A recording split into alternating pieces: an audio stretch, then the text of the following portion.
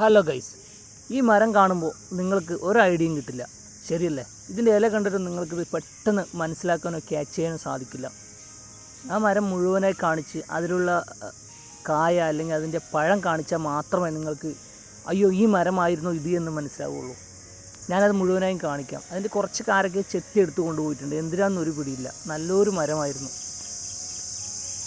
ഇപ്പോൾ നിങ്ങൾക്ക് ഏകദേശം മനസ്സിലായിട്ടുണ്ടാവും അല്ലേ?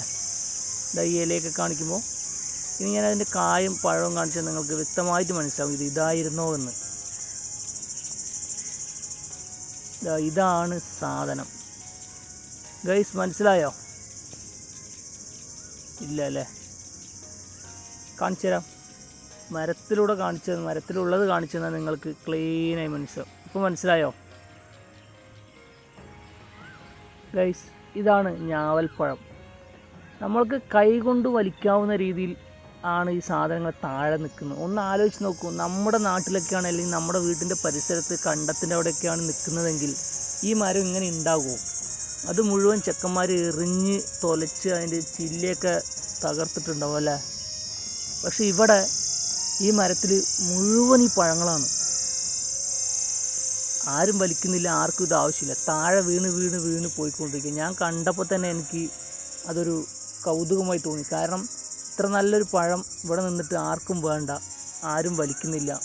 എന്തിനോ വേണ്ടി അത് കായ്ച്ച് ഇങ്ങനെ പക്ഷികൾ കഴിച്ച് പോയിക്കൊണ്ടിരിക്കുകയാണ്. നല്ലൊരു ഔഷധ ഗുണമുള്ളതാണ് ഈ ഞാവൽപ്പഴം. നമ്മുടെ ബ്ലഡൊക്കെ ശുദ്ധീകരിക്കാൻ ഏറ്റവും ബെസ്റ്റ് ഔഷധമാണ് ഇതാണ് എന്നാണ് പറയാറ്.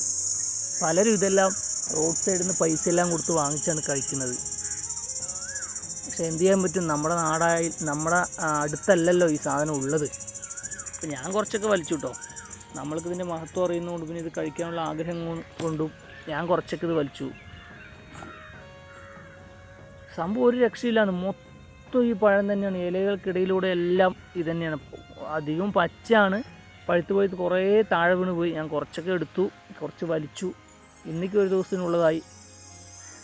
ഞാനിതൊരു കച്ചവടം ചെയ്താലോ എന്ന് ആലോചിക്കുകയാണ് റോഡ് സൈഡ് കൊണ്ടുപോയിട്ട്. കാരണം ഫ്രഷ് സാധനമാണേ. മരം മുഴുവൻ ഇത് തന്നെയാണ് കേട്ടോ, ഒരു രക്ഷയില്ല. മൊത്തത്തിൽ ഇത് തന്നെയാണ്. നമ്മൾ മരത്തിൽ കയറി വലിച്ചു കഴിഞ്ഞാൽ കണക്കിന് പഴം കിട്ടും. ആരൊക്കെ ചെറിയൊരു തോട്ടി കൊണ്ട് വെച്ചിട്ടുണ്ട് വലിക്കാൻ, പക്ഷെ ആരും വലിക്കുന്നില്ല എന്ന് തോന്നുന്നു. ഇത്ര അടുത്തുണ്ടായിട്ട് പോലും തോട്ടി കൊണ്ട് വെച്ചിരിക്കുക. അപ്പം ഞാൻ എന്തായാലും അതൊന്ന് വലിച്ചു. നമുക്ക് കഴിക്കണമല്ലോ. അപ്പോൾ ഞാൻ എൻ്റെ ആവശ്യത്തിനുള്ള കുറച്ച് വലിച്ചു. എന്താണ് നിങ്ങളുടെ അഭിപ്രായം?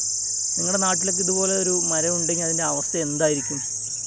ഇങ്ങനെ ചുമ്മാ വിടുമോ? ഇല്ലല്ലോ അല്ലേ? കമൻറ്റ് ചെയ്യണേ. വീഡിയോ മാക്സിമം ഷെയർ ചെയ്ത് കൊടുക്കുക. കാരണം മുറ്റത്തെ മുല്ലയ്ക്ക് മണമില്ല എന്ന് പറയില്ലേ, അതുപോലെയാണ് ഇപ്പോൾ ഈ മരത്തിൻ്റെ അവസ്ഥ. ഇവിടെയുള്ള ആൾക്കാർ പോലും ഇതാരും വലിക്കുന്നില്ല എന്ന് പറയുമ്പോൾ അത് ഭയങ്കരമായിട്ട് എന്നെ അത്ഭുതപ്പെടുത്തി.